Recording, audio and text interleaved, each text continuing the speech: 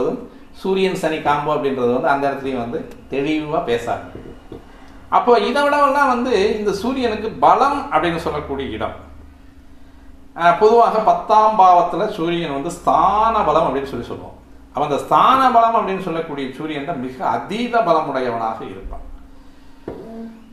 அது ஒவ்வொரு ராசிக்கும் ஒவ்வொரு தன்மையுடைய கூடிய ஒரு அமைப்பு. இப்போ இந்த ராசிகளில் எப்படி வரும் அப்படின்னு பார்த்தோம் அப்படின்னா, மகர லக்னமாக இருக்குன்னு வச்சுக்கோமே. மகர லக்னத்துக்கு வந்து சூரியன் ஸ்தான பலம் ஆகக்கூடிய அமைப்பில் துலா ராசி நீச்சமாயிட்டு.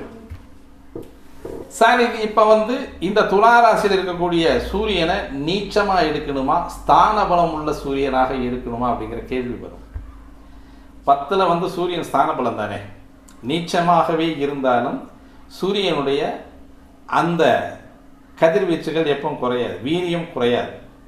10ல் உட்கார்ந்தாலும் அது ஸ்தான பலம் தான். அவன் உட்கார்ந்துருக்கிறது அந்த துலா ராசி அப்படிங்கிறது வந்து பாதக ராசி. இது ரொம்ப டேஞ்சரை கொடுக்கக்கூடிய ஒரு அமைப்பு. அதாவது நெகட்டிவ் பாயிண்டில் இருக்கக்கூடிய அமைப்பு மகர லக்னக்காரங்களுக்கு. சூரியன் அப்படின்னு சொல்லக்கூடியவர் துலா ராசியில் உட்காந்து நீச்சமாயிட்டார் அப்படின்னா நம்ம தந்தை மகன் உறவை பற்றி அந்த ஜாதகத்தில் பேசணுங்கிற அவசியமே இல்லை. அந்த எடுத்து வச்சனா அதை தந்தை எவ்வளவோ பிரயாசப்படுவார், தனது மகனுடைய முன்னேற்றத்திற்கு எவ்வளவோ பிரயாசப்படுவார்.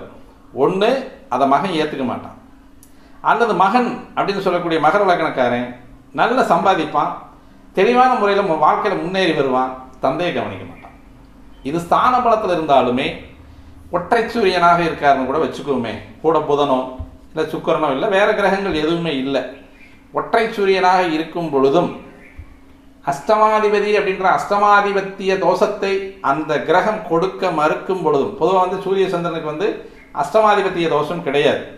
ஆனால் மகர லக்னத்திற்கு அஷ்டமாதிபதி அப்படின்னு சொல்லக்கூடியவன் நீச்சமாகி 10ஆம் பாவம் என்னும் துலாம் ராசியில் ஸ்தான பலம் அடைந்து அந்த கிரகம் அந்த இடத்துல உட்கார்ந்துருந்தது அப்படின்னா இந்த ஜாதகருக்கு அரசாங்கத்தால் வரக்கூடிய சலுகைகள் மறுக்கப்படும் அப்படின்றதுல வந்து துளியும் சந்தேகம் இல்லை. அதே மாதிரி பூர்வீக சொத்து கிடைக்குமா? கண்டிப்பாக கிடைக்காது, வாய்ப்பே. ஆக்சுவலாக சூரியன் நீச்சமாக போகிறது அப்படின்றது வந்து காணபுச தத்துவத்தின் 5ஆம் இடத்த அதிபதி. அவன் பொதுவாக கெடக்கூடாது, கெட்டால் அந்த பூர்வீகம் அப்படின்னு சொல்லக்கூடிய ஊரை விட்டு ஓடணும், அல்லது வந்து சொந்த வீட்டை விட்டு வெளியே போகணும், அல்லது சொந்த வீடு அப்படின்றது வந்து பாரம்பரிய சொத்து நமக்கு கிடைக்காம போகிறதுக்கான வாய்ப்புகள் நிறையா இருக்குது. அவர் நீச்சம் ஆயிடுறார் இப்போ.